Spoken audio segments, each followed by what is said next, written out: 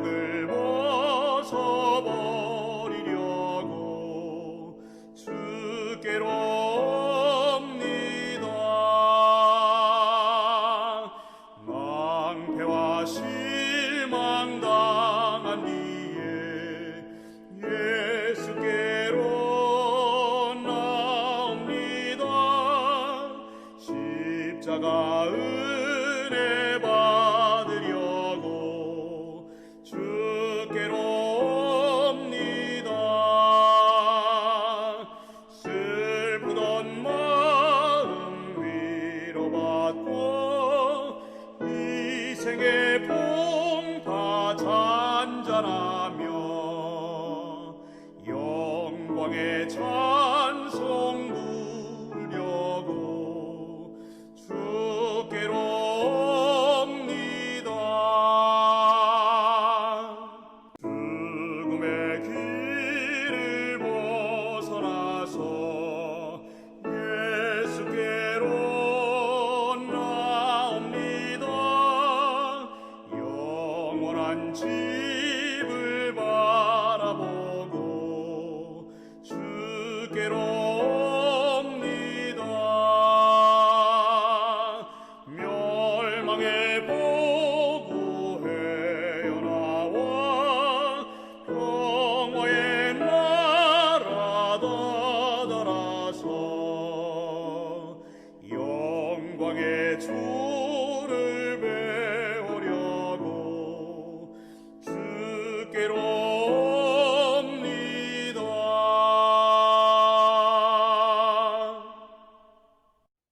하늘에 계신 아버지 감사합니다.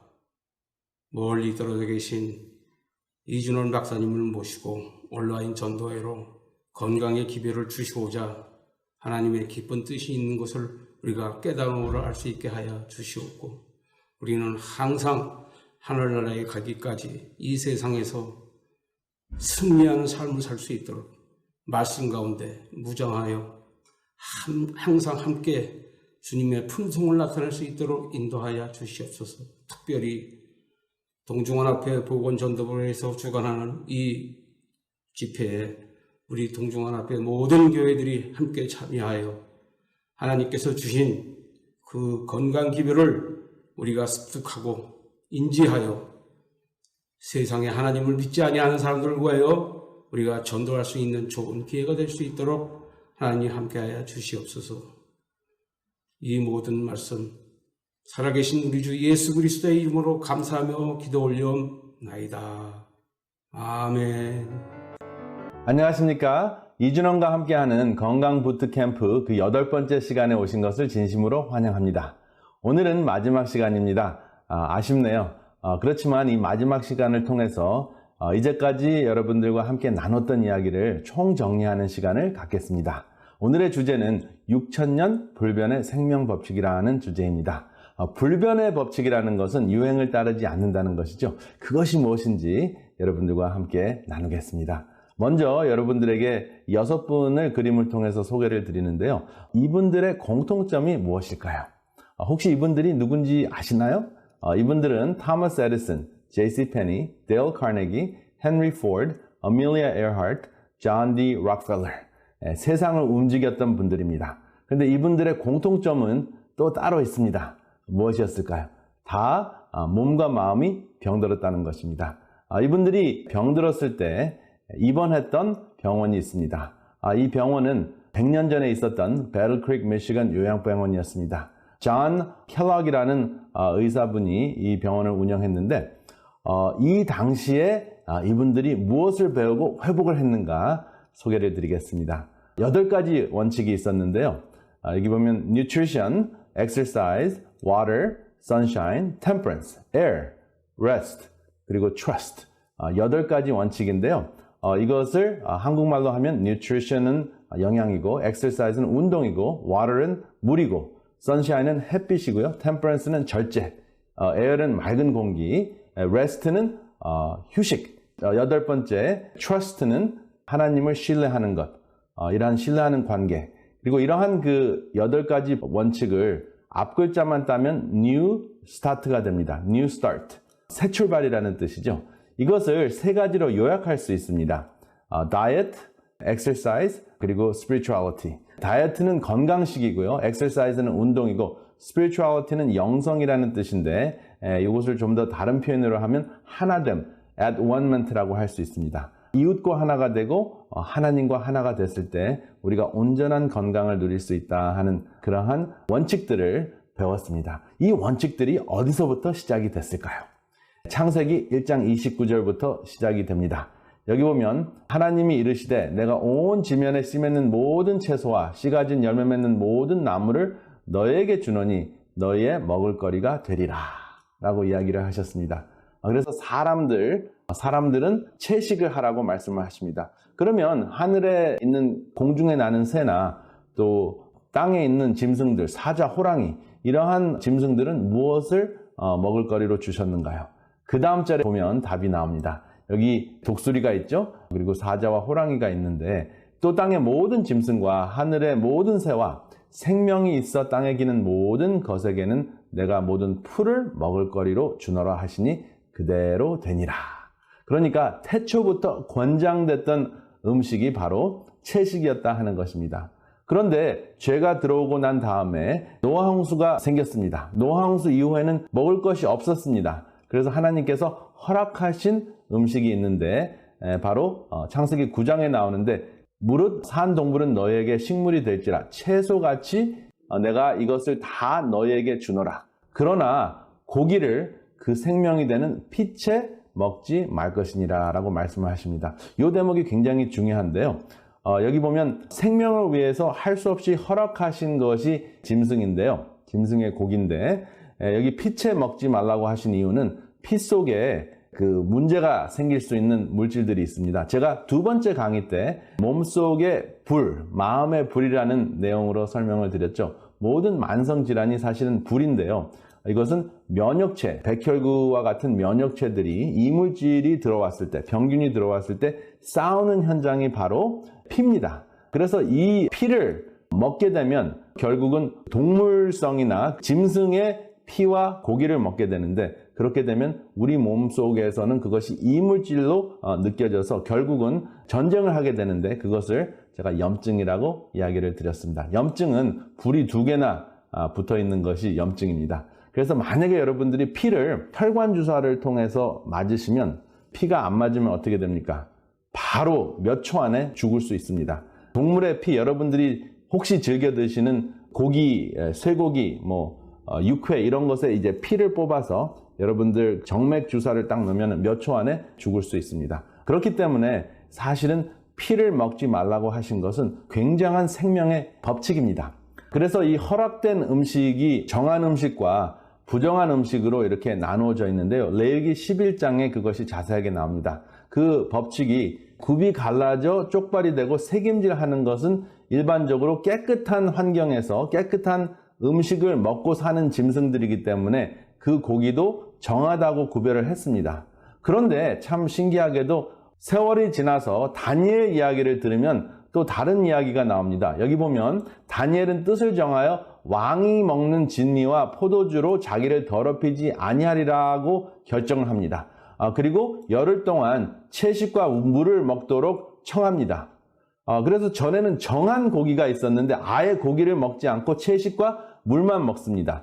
왜 그랬을까요? 바로 다니엘은 경배의 대상을 선택한 것입니다. 왜냐하면 이 당시에 이방인의 왕들은 이러한 진미와 마시는 포도주가 항상 그 제사 지내졌을 때 그 먹는 음식들이 많았습니다. 그렇기 때문에 제사 지냈을 때는 그 이방신에게 드렸던 음식들이기 때문에 영적인 경배의 대상을 선택한 대상의 선택의 뜻이었습니다. 그래서 다니엘이 이렇게 뜻을 정해서 채식과 물을 먹었더니 다니엘과 그 친구들이 결국은 훨씬 더 얼굴이 아름답고 그리고 지혜가 10배가 뛰어났다 하는 그 연구 결과가 다니엘 1장에 나옵니다. 그래서 경배의 대상을 제사의 대상을 선택하니까 탁월함을 체험한 거죠. 그래서 경배의 대상을 선택하는 것이 우선이고 그 선택의 자연스러운 결과가 건강과 지혜의 몸과 마음의 혜택이 있었다 하는 것입니다. 그것이 성경에서 이야기하는 건강의 원칙입니다. 그런데 이 건강의 원칙을 제가 다시 한번 정리를 하면 사실 정한 음식과 부정한 음식은 노아 방주 시대 때부터 알려져 있었던 것이죠. 왜냐하면 노아 방주에 들어가는 짐승들을 정한 음식과 부정한 음식으로 구별을 했습니다. 레위기에서는 좀 더 구체화시켰고 다니엘에 가서는 사실은 육식도 하지 않고 채식과 물만 먹는 그러한 실제적으로 연구를 한 셈이 됐죠. 그 결과는 무엇이냐면 경배의 대상을, 그 의미는 경배의 대상을 선택하겠다고 하는 결정이었습니다. 그래서 경배의 대상을 하나님으로 선택을 하고 채식과 물을 마셨을 때 긍정적인, 몸도 건강하고 또 마음도 지혜도 뛰어난 것을 체험했던 것입니다. 여기 로마서를 보면 모든 것이 연결이 되는데요. 예수님께서 십자가에 달려 돌아가심으로 과거에 있었던 모든 예수님의 표상들이 이제 폐해진 거죠. 그래서 이제는 그 사도 바울께서 거룩한 산제사라는 표현을 씁니다. 과거에는 짐승을 잡아서 드리는 제사를 드리라고 했는데 이제는 우리의 몸을 죽이지 않고 살아있는 채로 제사를 드리라고 말씀을 하셨는데 그게 무슨 뜻일까요? 그것은 바로 섬기라는 뜻입니다. 하나님을 섬기고 이웃을 섬기고 심지어는 로마서 12장 마지막 구절들을 보면은 원수까지 섬기라고 말씀을 하십니다. 원수가 줄이거든 먹이고 원수가 목마르거든 마시우라라고 원수까지 섬기라는 말씀을 합니다. 그렇다면 예수님의 십자가 이후에 우리가 산 제사만 드리면 되지 과거에 있었던 육식, 부정한 음식, 그리고 정한 음식을 굳이 구별해서 우리가 먹어야 될까요? 그러한 질문을 답하기 위해서 현대판 정한 육식이 있나요? 라는 질문을 해보겠습니다.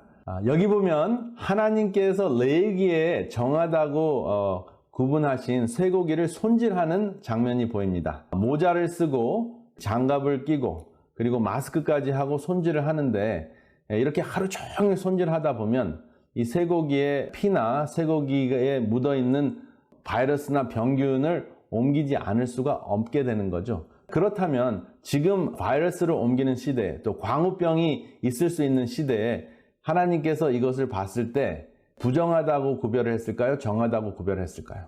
그 당시의 상황에서는 이러한 그 대량 생산이 없었기 때문에 그냥 천연계에서 생태계에서 사는 상황만 보고 이것들은 깨끗한 생활을 하니까 이왕 먹을 거면은 더럽게 생활하는 것보다는 깨끗하게 생활하는 것을 먹으라고 허락을 하신 것입니다.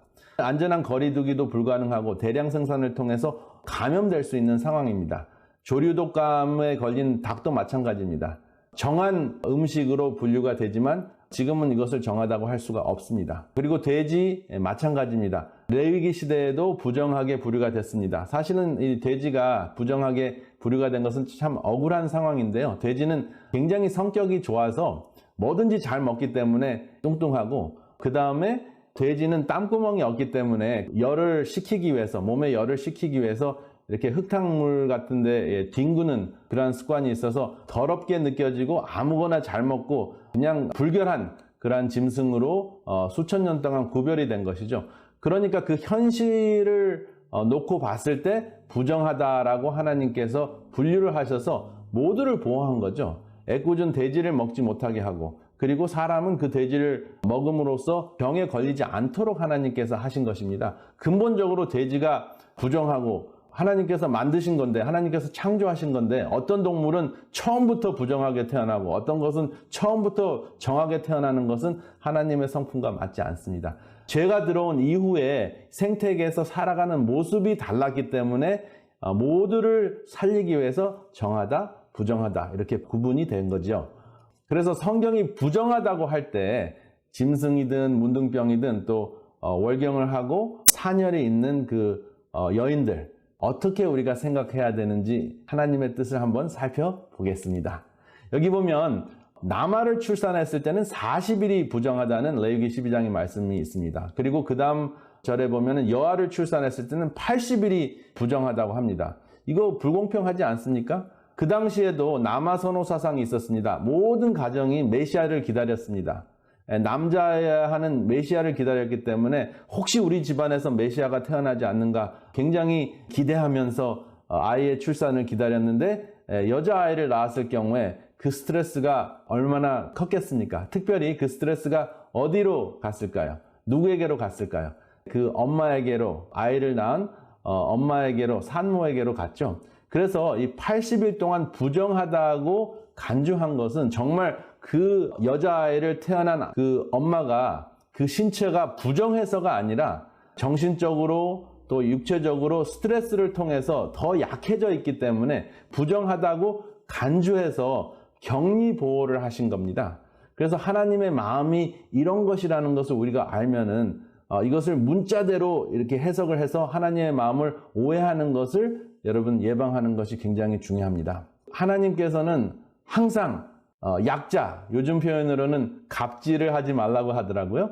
을을 보호하시는 하나님의 격리 구별, 이것도 거룩함, 하나님의 성품인 거룩함과 일치하는 하나님의 섭리라고 우리가 이해를 하면 하나님의 마음을 잘 알 수 있습니다. 감동적이지 않습니까? 그래서 하나님의 뜻은 처음부터, 태초에부터는 서로 잡아먹고 잡아먹히는 그러한 생태계를 원하시지 않고 그냥 나무에서 나오는, 식물에서 나오는 채소와 풀을 먹도록 모든 동물들에게, 짐승들에게 권장을 하셨습니다. 그런데 노아 홍수 이후에 먹을 것이 부족하고 또 먹을 것이 부족한 사막지대, 이러한 곳에서 사는 사람들에게는 할 수 없이 허락하신 짐승들이 있었는데 그러한 그 육식들을 허락은 하셨지만 이왕이면 깨끗한 환경에서 깨끗한 것을 먹고 사는 것을 먹는 것이 좋지 않겠느냐라고 허락을 하신 것입니다. 그것이 하나님의 마음입니다. 그래서 채식은 인간의 건강만을 위한 것인가 하는 질문이 이제 떠오르게 됩니다. 제가 이 8번의 강의를 하면서 많은 분들의 질문을 받았는데 그 중에 하나가 유기농으로 기른 그 육식 혹은 그 유기농으로 기른 염소, 양, 그리고 혹시 생선, 이러한 그 물고기 같은 것들은 먹어도 되지 않는가요? 하는 질문을 했습니다. 왜냐하면은 건강에 좋을 수 있으니까.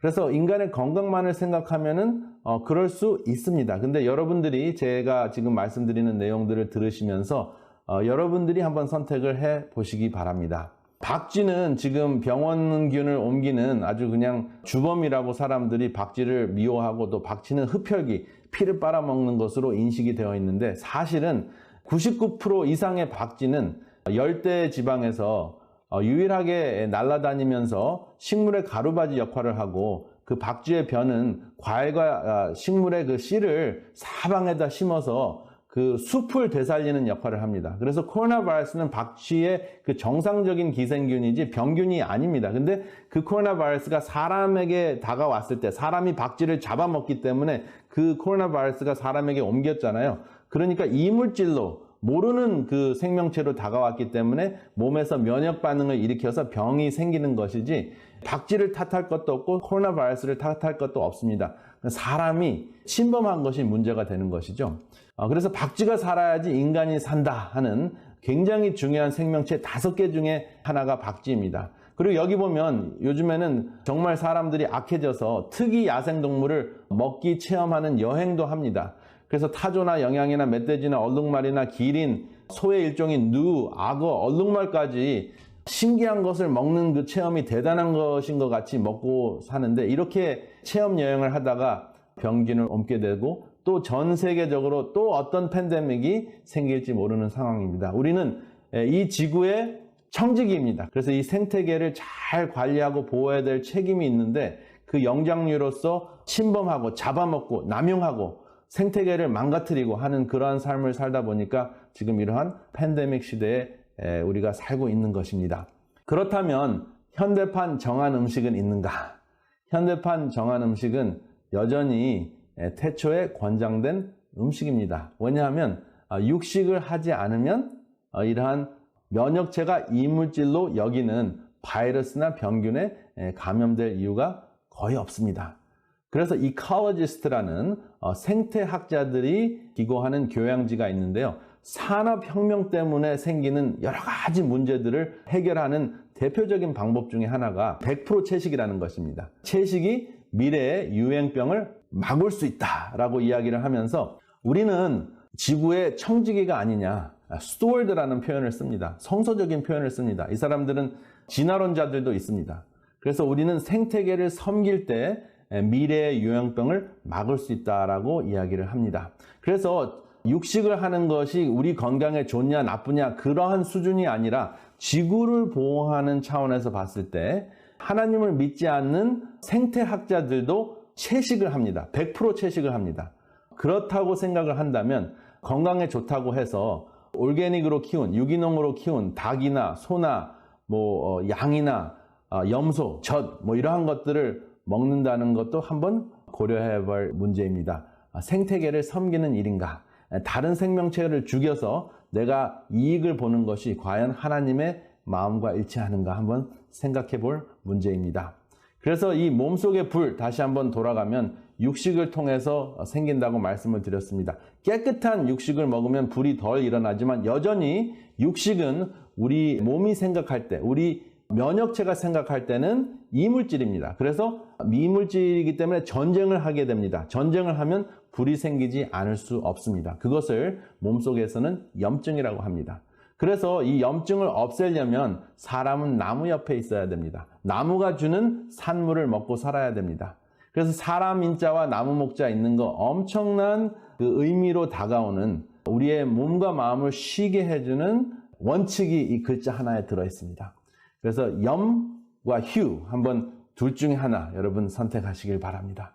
그래서 이 휴식에 대해서 생각을 하면 저는 항상 생각나는 것이 안식의 개념입니다. 안식은 평안할 안자와 숨쉴 식자이죠. 제가 이미 설명드린 대로 숨쉴 식자는 스스로 자자와 마음 심자가 있는데 스스로 자자는 코자자라고 말씀을 드렸습니다. 그래서 코로 숨을 돌리면서 숨을 쉬면서 심장을 뛰게 하는 것이 숨쉴 식자입니다. 그래서 모든 생명체가 숨을 돌릴 수 있는 기회를 주는 것이 바로 안식입니다. 그런데 올해가 바로 일주일에 하루만 쉬는 것이 아니라 1년 내내 이제 앞으로 한 2, 3년 동안은 우리에게 안식년이 주어진 것 같습니다. 왜냐하면 인간이 그 생태계에 침범해서 생태계의 쉼을 빼앗았습니다. 그래서 의도된 것은 아니지만 그 생태계에 있었던 이물질, 한 번도 접하지 않았던 이물질이었던 바이러스가 우리 사람에게 찾아와서 병을 일으켰습니다. 그런데 바이러스 잘못도 아니고 박쥐의 잘못도 아니고 천상갑의 잘못도 아니고 생태계를 침범한 사람의 잘못이죠. 그래서 그 잘못을 우리가 성찰하기 위해서 하나님께서는 이 기회를 통해서 안식년을 주시지 않았나 하는 생각을 하게 됩니다. 이 안식에 대한 개념 태초에서부터 있었습니다. 태초로부터 있었던 생명의 법칙을 볼 수가 있는데요. 첫째 날, 둘째 날, 셋째 날, 넷째 날, 다섯째 날, 여섯째 날 하나님께서 천지를 창조하시고 그리고 일곱째 날 샤밧 모든 것을 정지하셨습니다. 쉬셨습니다. 여기 있는 그 창조의 그 날들을 가만히 살펴보면 여기에 NEWSTART의 법칙이 있습니다. 하나님께서 주신 nutrition, 음식은 나무에 있습니다. 그리고 모든 생명체는 살아 움직여야 됩니다. 그래서 exercise, 운동이라는 개념이 들어있고 그 다음에 물을 주셨습니다. water이 있습니다. 그 다음에 sunshine, 해가 있습니다. T는 temperance인데 샤바트에서 시작이 됩니다. 샤바트는 모든 것을 정지하라는, 그치다 하는 뜻이죠. 그래서 모든 것을 지나친 것을 그치면, 모든 것에 지나친 것을 그쳤을 때 우리에게 rest, 쉼이 오고 우리가 아무것도 하지 않고 쉬어도 하나님께서 우리의 생명을 계속해서 유지해 주신다는 그 하나님을 신뢰하는 그 마음이 이 창조 이야기에서부터 시작이 됩니다. 바로 이것이 불변의 생명 법칙인 것입니다. 여기 하나님께서 천지 창조를 하셨을 때 그리고 안식을 또 창조하셨을 때 그 안식을 시간이라는 결혼 반지로 주셨습니다. 바로 그 결혼 반지를 통해서 우리를 구별하고 거룩하게 하셨습니다. 근데 이 구별하고 거룩하심이 사실 창세기 1장 2절을 보면 더 확실해집니다. 어디서부터 우리가 구별되고 거룩해졌냐 하면 혼돈과 공허함에서부터 어두움 속에서부터 구별이 됐습니다. 그래서 하나님의 창조는 혼돈과 흑암으로부터의 구별된 질서와 거룩함의 하나님의 마음을 이해할 수 있게 해주는 그러한 창조 역사를 우리가 알 수가 있습니다.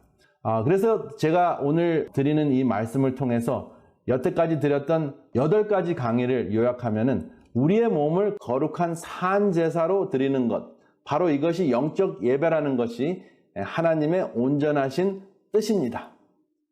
왜냐하면 성경에 보면 다양한 건강 메시지들이 있는데 그 건강 기별들을 인간만을 위해서 주신 그 메시지라고 생각하는 경향들이 있습니다. 그리고 우리의 육체적인 건강만을 위해서 주셨다는 그러한 개념으로 발췌해서 활용을 하는 선생님들도 참 많습니다. 그렇지만은 우선순위는 경배의 대상을 선택하고 그 경배의 대상을 선택함과 어울리는 구별된 삶을 살았을 때 자연스럽게 우리의 몸과 마음이 건강해진다 하는 것이 성서적인 건강 기별입니다. 아무쪼록 이러한 내용들을 복습하시면서 다음과 같은 질문들을 한번 답해 보시기 바랍니다. 첫 번째, 권장된 음식과 허락된 음식을 통해서 하나님의 마음을 숙론해 보세요. 두 번째, 태초에는 독수리와 사자도 무엇을 먹도록 하셨나요? 그리고 그 의미는 무엇이었나요? 세 번째, 부정한 짐승과 정한 짐승을 구별한 그 원래 창세기 3장에서부터 9장까지의 그 목적은 무엇이었나요? 어떻게 왜 그 정한 음식과 부정한 음식이 있었을까? 왜냐하면 9장 전에는 하나님께서 공식적으로 짐승을 먹으라고 허락을 하지 않으셨거든요. 근데 여전히 정한 음식과 부정한 음식이 있었다는 것은 또 다른 의미가 있다는 것입니다. 그리고 네 번째 질문, 다니엘과 세 친구들의 건강과 지혜는 어떠한 선택에 의해서 비롯됐나요? 다섯 번째, 부정하다는 말을 약자와 모두의 입장, 그리고 하나님의 마음으로 한번 해석해 보시기 바랍니다. 여섯 번째, 채식은 인간의 건강만을 위한 것인가요? 아니면 하나님의 더 큰 뜻이 있나요? 그리고 마지막으로 일곱 번째 질문입니다. 참입니까? 거짓입니까? 6,000년 불변의 생명 법칙은 거룩함과 경배이며 건강은 그 자연스러운 결과이다 하는 것입니다. 추가적으로 말씀을 드리자면 건강기별과 성경 예언의 핵심은 섬길 자를 택하여 그 뜻대로 구별된 삶을 사는 것이다 라는 것입니다. 그리고 구별된 삶은 여러분들의 식탁에서부터 시작이 될 수 있습니다. 벌써 8번의 강의를 다 마무리했습니다. 여러분들이 추가적으로 강의를 들으시고 이번 그 건강 부트캠프의 그 핵심적인 이웃에게 나누시는 그것을 통해서 이웃에게도 도움을 주고 내 자신도 변화되는 삶을 지속적으로 하시기를 원하신다면 쉼터 유튜브를 방문하시면 여러분들이 댓글도 달으실 수 있고 질문을 하실 수가 있습니다. 그러면 저희들이 성심성의껏 답을 해드리겠습니다. 이러한 그 소통을 통해서 우리가 지속적으로 이웃을 사랑하고 또 그것을 통해서 하나님을 사랑하는 마음을 계속 배우면서 지속적으로 건강 부트캠프를 함께 하시는 여러분들과 제가 되시기를 이 시간에 간절히 바랍니다. 감사합니다.